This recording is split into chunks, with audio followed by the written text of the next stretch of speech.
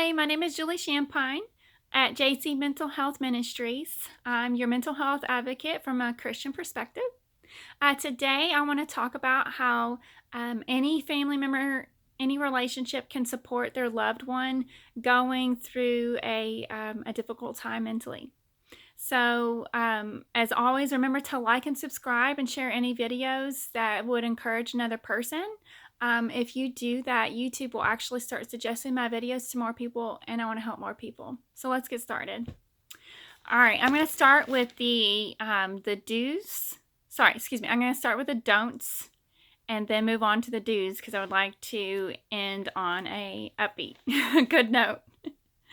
Okay. So I have my notepad, so I'll probably be looking down a lot. Number 1, no complaining to your partner. If you have any suspicion that they are dealing with postpartum depression, anxiety, any of that, complaining is not going to help the situation at all.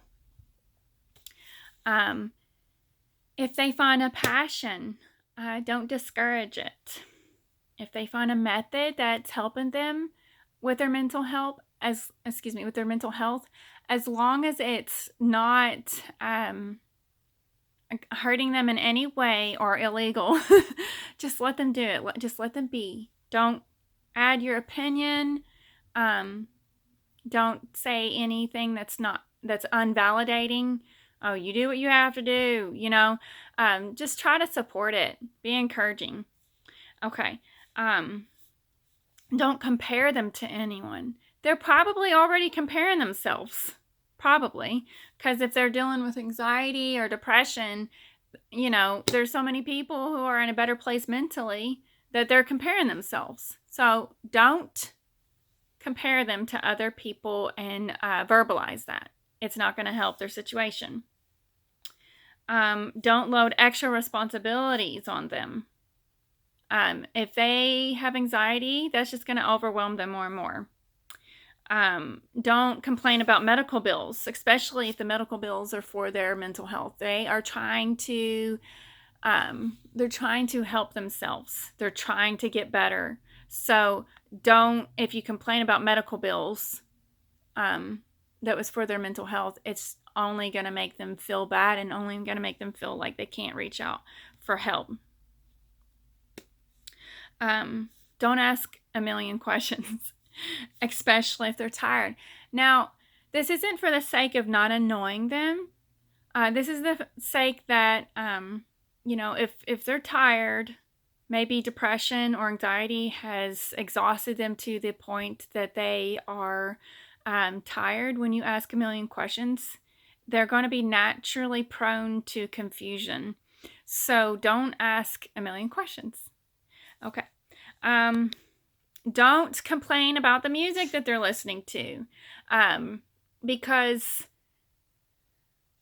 the music is going to be great for their mental health. Now, if you're listening to the music that they've been listening to and it's disturbing, then, if you love your partner, if you love your friend, you'll probably address it, right?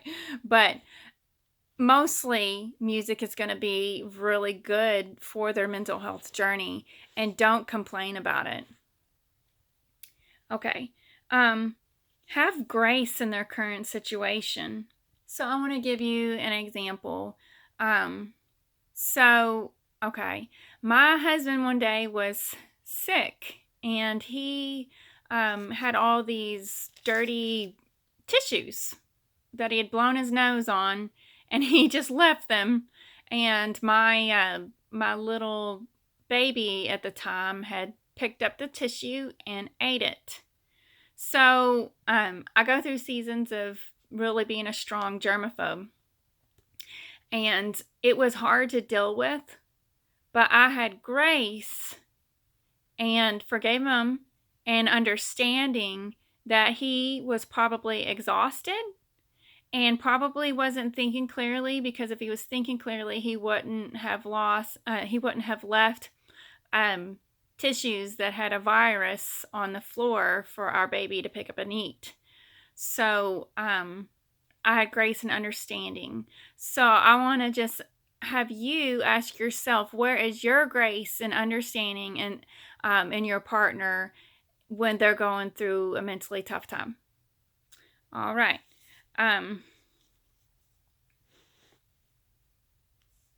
Now, there does come a time when the person who's dealing with mental health issues, they need to start making small improvements. But you'll know when they're ready.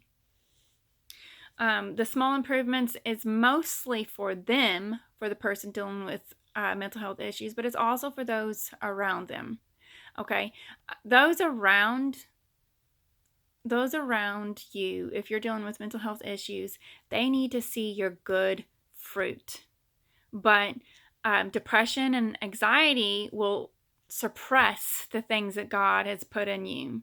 So you need to get yourself to a place where you have been strengthened mentally and spiritually, so that your children and other people around you can experience the goodness. Okay. Don't micromanage your partner. If you micromanage your partner, this will only make the problem of anxiety worse. Okay? It will probably make your partner feel more closed in, more anxious, feel like they're not good enough. They'll feel like the moment is really intense, and it will cause their stress levels to really increase, and it's not worth it. Okay, don't use this time to manipulate. Now, I can understand, whenever you're around someone who's in a really low mental state, sometimes no matter what you say, they're going to get offended. So then, you might feel like your back's up in the corner and you don't know how else to say it. Still don't manipulate, because manipulation, once they catch on to it, it's going to emotionally wound them, and your spirit and your emotions and your mind, they are all strongly connected. So by emotionally abusing someone, it might affect their mind. So really, you're stepping on your own foot if you intend on staying in that relationship with them, because then you have to deal with the mental abuse that you caused, the effects of it. So just try to be selfish enough to know that you shouldn't manipulate. It's going to affect your partner and you in a negative way. Okay, don't blame. Whenever I was pregnant with my first one, I went to a parenting class, and they taught couples to don't blame each other, especially in the postpartum part, because you're probably exhausted. Makes sense, right? Makes sense to most normal people. Don't blame each other, okay? That's going to help your mental state a lot. Don't force blame. If your partner accepts blame, yeah, I'm sorry, I shouldn't have done that. Don't be like, yeah, you're right, you did it. Don't force blame it. If they're accepting, if they are accepting their blame, don't force it in real hard, because that can emotionally abuse someone. Okay. Don't encourage compromise. Job's wife told him to just curse God and die. So don't encourage compromise. All right. Don't watch TV shows that stirs up anxiety and depression in your partner. Be considerate. All right. If they've asked you one day to not ask you about how their day went at work, respect that boundary, because maybe they view home as a safe haven, and they don't want to talk about their work. To them, it's obvious they had a terrible day, and they don't want to bring it up. They don't want to talk about it. They want to use the time at home to heal. They have to be at work to make money. So, if they've asked you to not ask how their day's going, think of another question to ask, and move on. Okay. No gaslighting. If you don't know what that is, just go on YouTube. YouTube has plenty of information. That's not going to help anyone's mental health. All right. Don't make your partner feel controlled. If your partner wants to go visit their mom or their dad, let them go. If your partner says that they feel crazy, maybe respect them and say, would you like to get out of the house and take a break? If they want to go see some friends, support that without showing frustration. Okay. As long as it's healthy for them, just let them do what they want to do. Don't control them. Don't emotionally punish your partner, like the silent treatment. That could affect their mental health. If you plan on living with them, again, you're stepping on your own foot. So don't do that. Okay. Don't expect them to be you, and don't expect them to have your same strengths. Don't say to them that they aren't pulling their load in the relationship. Okay. They're going through a tough time mentally. Allow them to heal. Don't constructive criticize them. So it's because they are in their darkest pit. They're in the darkest pit. They are not in a strong spiritual state to hear constructive criticism. Once they begin their healing journey mentally, spiritually, and physically, they will enter a strength, and they will know. They will tell people when they're ready for growth, when they're ready for that constructive criticism. But if you try to give them constructive criticism when they're in their darkest place, they won't be able to emotionally interpret your suggestions. They will feel attacked. It is not an appropriate time to do it.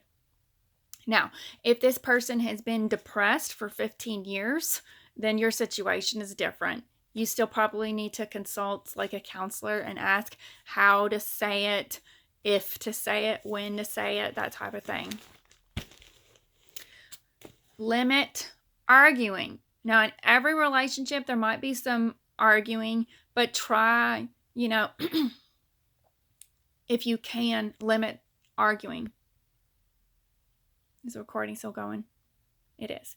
Okay. Lastly, don't quote statistics. If you start seeing growth, don't tell them statistically you might regress. Listen, after God set me free from depression, I spent a good 10 years in a fabulous mental health state. So don't tell them. If you tell them that, they will be more vulnerable to depression, anxiety again, but also it will teach them to expect to be in a dark place soon, like it's around the corner. So that's not a good mental state to put them in. A better mental state is to speak life, and then you'll probably see longer stretches of progress if you're speaking life into your partner, right? Okay. The do's. Everybody clap your hands. We're at the do's. Okay. Pray for your partner. Allow them to give you a warm hug.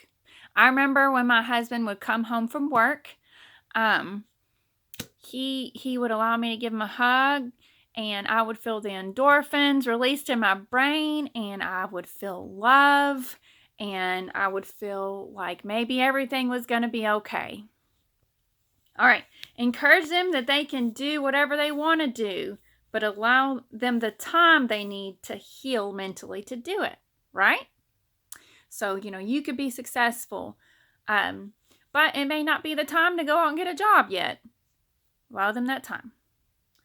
Okay.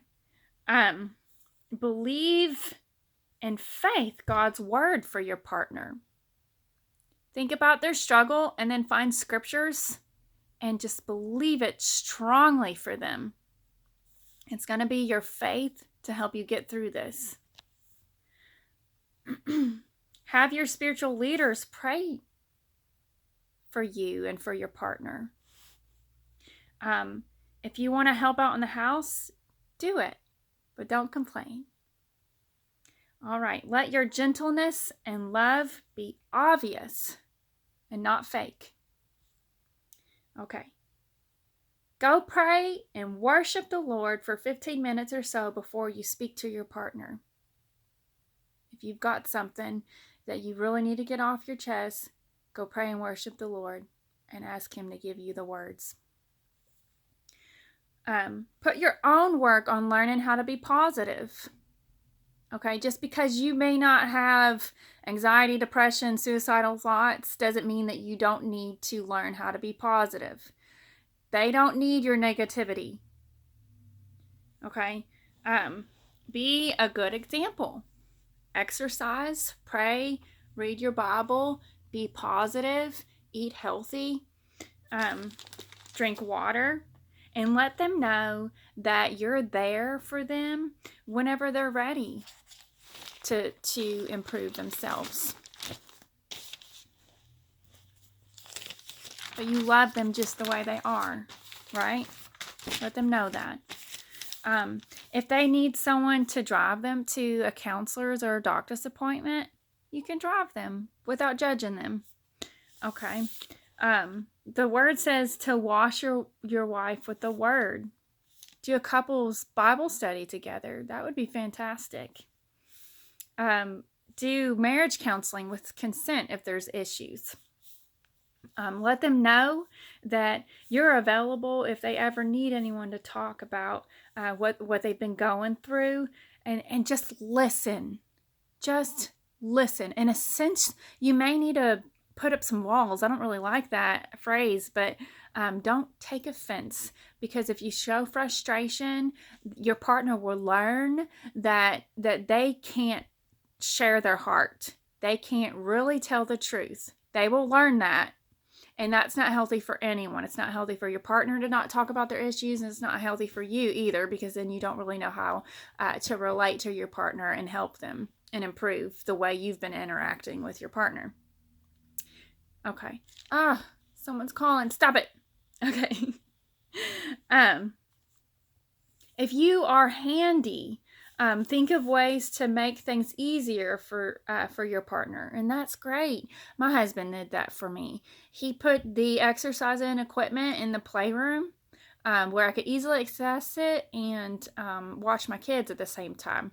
He also went into the laundry room and just set it up in a way that it was very easy to wash a lot of clothes and get it done really fast. That way laundry wasn't that much of a burden for me. And that is great. If you can make life easier for your partner, if you're able to do that, do that. And if you're on the flip side of this, let them help you. Okay. All right. When I was a depressed teenager, I remember my friends driving over my house, and I'd be laying in bed depressed. They were very pushy and forced me out of the house. This was very good because, I don't care if you're an introvert, you still need human interaction, okay? You still need that. You need to get out of the house. You don't need to wallow around in bed. So, and I also felt loved and I felt needed when my friends did that.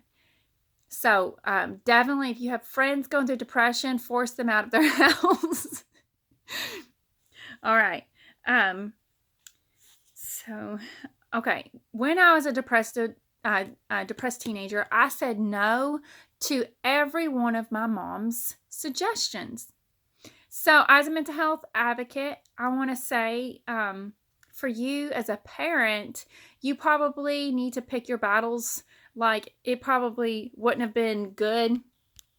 Sorry, people keep calling me. It probably wouldn't have been very good if my mom put her foot down and made me do all of her suggestions, but it would probably be phenomenal if she picked a target, something that would have been really good for me, and then put her foot down as a parent.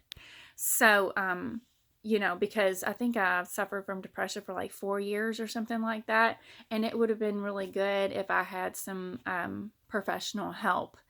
I think my mom was just trying to respect the boundaries that I was putting up.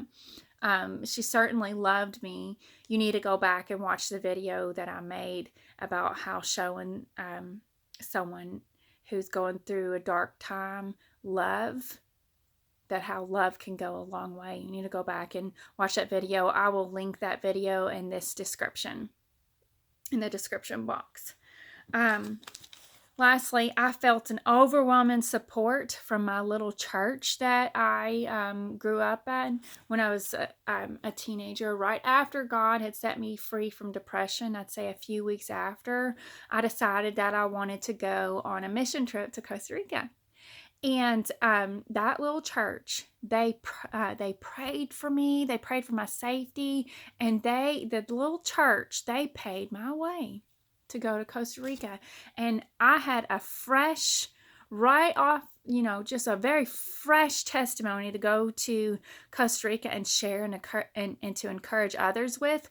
That solidified my relationship with the Lord, because the word says that we are overcomers by the blood of the Lamb and the word of our testimony. So I felt very supported by my church in my spiritual life, but also in my mental health, because that was my testimony, that I had gone through depression and suicidal thoughts, and the Lord had set me free. So it had solidified that. And like I said, I spent a good 10 years in a very healthy mental state. Okay, where am I? Okay, friends. Listen to your friends who are going through a tough time mentally. Just listen. Spend time with them. Send encouraging scriptures. That is amazingly helpful. Believe the best for this person. Because in Jeremiah 29, I think it's 11, it says that there is a future and a hope